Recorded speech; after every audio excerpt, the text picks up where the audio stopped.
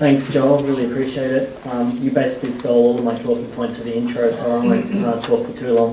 What I will say is that I do genuinely believe that text analytic solutions that have been around for a while really truly do suck. And I can talk for a long time about why they suck, but this isn't a machine learning and AI conference, so I won't. Instead, I'll get a researcher up from RACWA called Steven Hill, and Steven can talk to you about what does it look like when you get a solution in place that does truly allow you to understand what customers are telling you and open-ended responses at some truly large scale. So I'll hand over to Steven.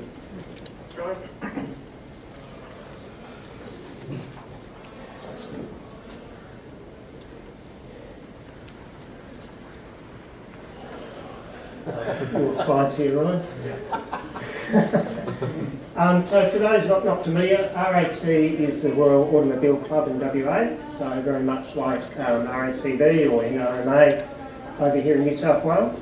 And in WA, RAC is a really iconic organisation. We have just over 1.2 million members. We're in 1 in every 2 households in WA, so very well established known brand, and we've been around for more than 115 years. So been around a long time, but that doesn't mean that we're adverse to change, and quite the opposite. The organisation at the moment is undergoing quite a profound internal transformation. We're on a journey to become a truly member-centred organisation.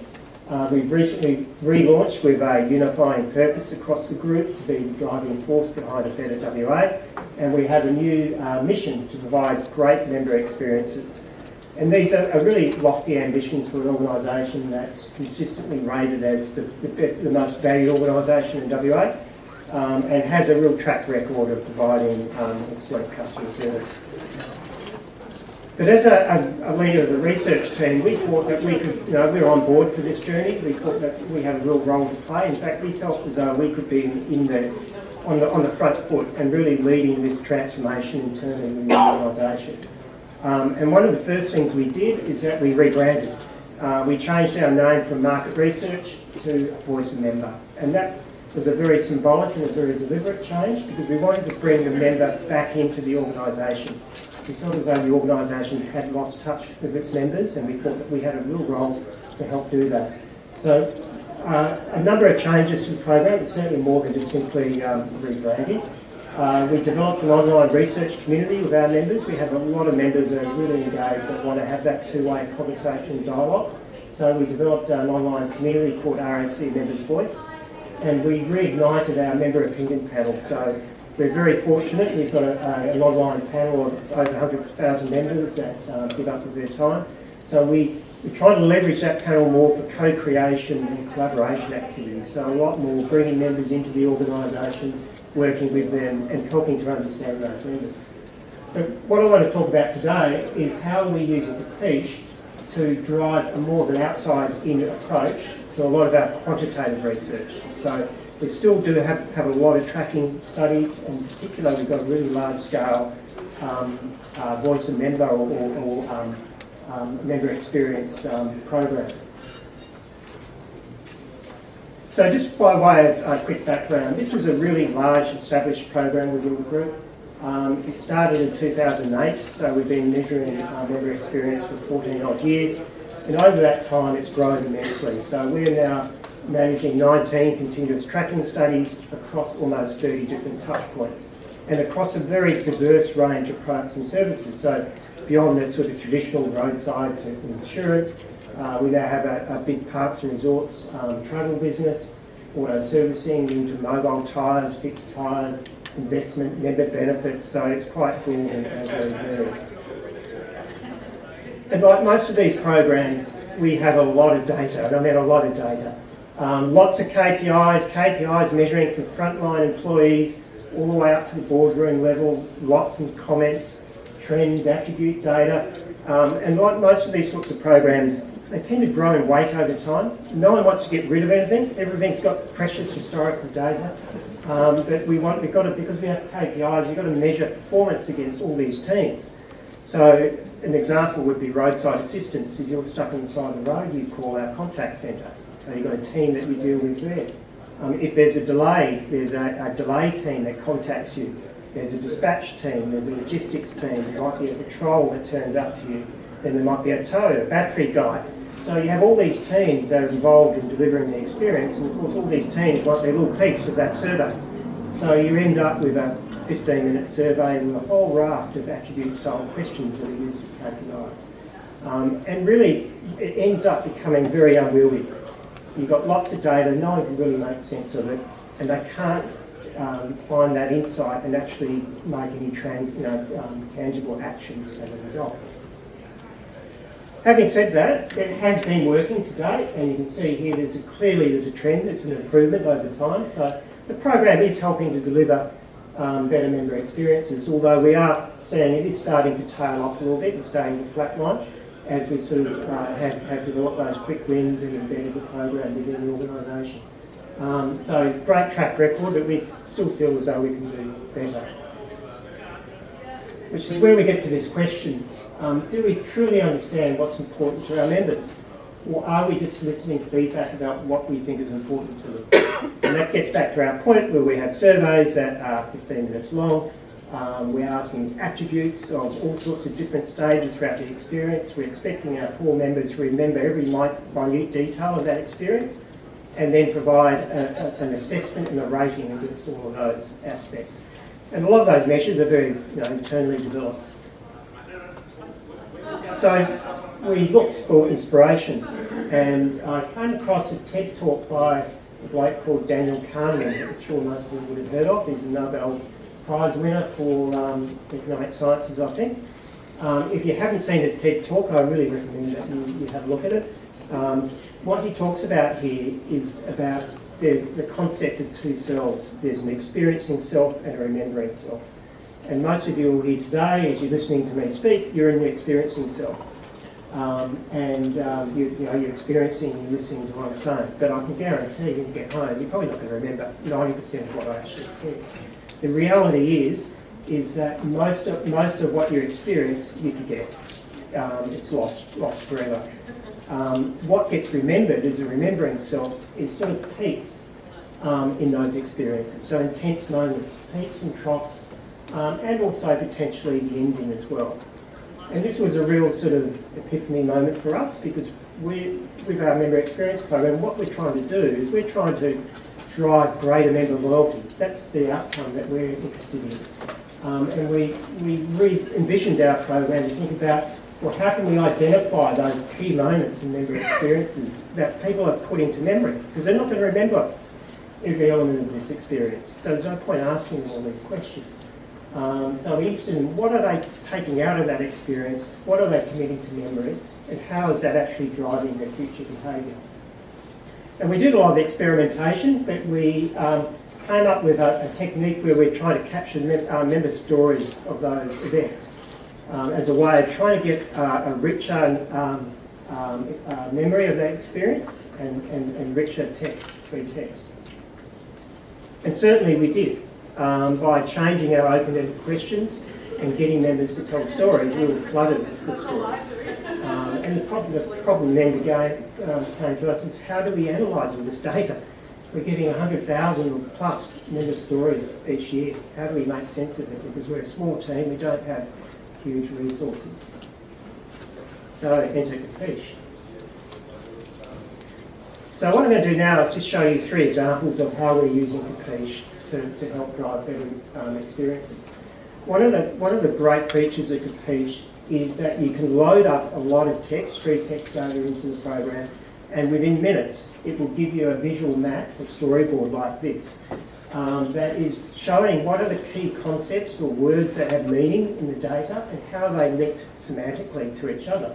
So very, very quickly you can get a real sense as to what's in that data and what are your people talking about. And what I'm showing here is for our auto servicing business, we're looking at the storyboards for 2 of our life stage member segments. So Drew on the left there is our 20 to 29-year-old, and Lorraine, our older 65-year plus member. And what's fascinating about these storyboards is, yes, there are degrees of similarity, but there are real differences in the memories of the experience that these 2 segments are taking out. So even though it's the same experience, it's the same service, their memory is quite different. Through this You can see that I've highlighted he's more likely to talk about trustworthy, about being honest, about being informed, whereas Lorraine talks more about the courtesy, the front office staff. So what we can do in Kapiche is then further refine those key moments or those themes, and then start to analyse the impact that those themes have on an outcome measure or metric. In this instance, we're looking at repeat business. So did that member return to auto servicing in 12 months' time? And so we could start to really understand, well, what are those key moments for those member segments? So what are they put into memory? And what are the key moments in particular that not only drive a great experience, but drive their loyal behaviour? So now we can provide some direction to our stakeholders about these are the things you need to focus on, but also if you focus on these, this will be the impact on your bottom line, and that's really what they care about. So if we look at Druvik on the left-hand side there, Druvik's fairly time poor, very cost-driven, and he's young. He's got limited auto servicing experience. So his key markers are about having concerns about being ripped off. He doesn't know the ins and outs. So he's feeling like he may be taken advantage of. As a result, he likes to receive a progress call because he has limited funds and he's concerned that he's going to get a big bill or that there's going to be a repair that's going to break his budget. He often judges the work done on his car based on how clean it is. So it's really important for Druvik that his car is clean and washed and vacuumed. And he's time poor. He just wants to get in and get out. So he often talks about fast, efficient service and the car being ready on time. Lorraine, very different. So Lorraine has a much stronger relationship. She's more savvy. She's got a longer relationship with RAC. She likes the convenience of the service. She chooses servicing that's close to home. She loves using the courtesy bus. The interactions with the front desk staff when she drops the car off. She's the one that's holding Druvik up that just wants to get out the door. And when she picks the car up, she's into a committed relationship. So she likes to talk about what needs to be done in the future with the car and what needs attention. And she loves receiving the member discount. So two similar experiences, but completely different memories of those experiences. And then what we can do within the tool is then starting to track these key themes over time. So we can track them in terms of the frequency, we can track them in terms of the sentiment, and also the impact that they're having on our outcome measure. So in effect, these themes become our attributes.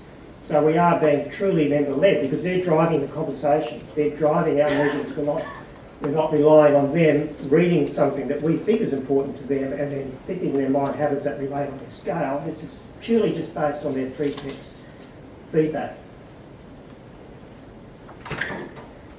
But I'm not going to stand here in front of you today and say, yep, that's it, we've got 2 question surveys and it's all over. Because with such a large established program with KPIs, etc., we still need some attribute measures. We need to satisfy that need within the business. But what we can do with Kapiche is we can start to then understand those themes and those themes in great detail. So at least we can phrase those attributes so that they mirror what members are actually talking about. So this is what's called a context network. And here we're looking at an attribute that was in a long-standing survey where it was measuring the extent to which the service is friendly, genuine and caring. And we can see in the what I've highlighted in the yellow circle at the top, genuine just isn't a word that members use. It just doesn't, they just don't use it. Friendly is definitely mentioned, but it's often mentioned in relationship to helpful. So there is an overlap between some attributes. And then here is a whole new concept around being caring and compassionate. So it's suggesting that we need to aggregate some attributes here. We can create a new one around caring and compassionate. And this sort of visualisation is so powerful when you can go to an internal stakeholder and say, we need to change your attribute measure, and they get very defensive. If you show them an image like this and say, well, this is not my interpretation of the data, this is what your members are actually telling you, this is what's in the data, and it's much more powerful in terms of getting those sorts of changes over the line. The third and last example I've got here, as I mentioned before, we're on a mission to provide great member experiences, and we know that our members don't have all the answers, so often you need to look outside of your own patch for insights. So we've partnered with one of our affiliate clubs overseas, and we've shared our insights and our approach, and this is looking at the auto servicing storyboard for both of these organisations. And this one here is a real hero of ours because they've got a great reputation for service, and it's actually quite fortunate, sure, that great service comes out in their storyboard versus good for us. So we're trying to move from good to great. Again, what stands out is these themes here. And this one here in particular is really interesting because it's got comfortable area, waiting, clean facility, hot tea, chocolate and coffee. So we look into that one further, and we can clearly see that the waiting room, the environment of the waiting room, the complimentary coffee, the free TV, the environment, the clean environment is having a real impact on the experience for those members. So this is not something that we get through our own data, of course, because members they're not experiencing that, but it's really insightful for us because then it gives us the ability to understand how we may improve our own member experience, and we can also model the impact that it may have on our key metrics, but also on our repeat business behaviour. So a really easy way of understanding two completely different data sets. So just to wrap up, how's Kapiche helping us? It's a game changer for us. As I said, we're dealing with huge volumes of open feedback, and prior to Kapiche, we just had no way of analysing it. We always knew there was a real gold mine there, but we hadn't had the ability to really mine that data and better understand it. So, the result, what we're finding is it's a much better survey experience for members. We're not pushing them through 15-minute surveys, asking them about every minutiae of that experience. It's more fluid, it's more open-ended. Just tell us about your experience. We're getting much richer data, and then getting much more richer insights as well. And that's our story. Beautiful.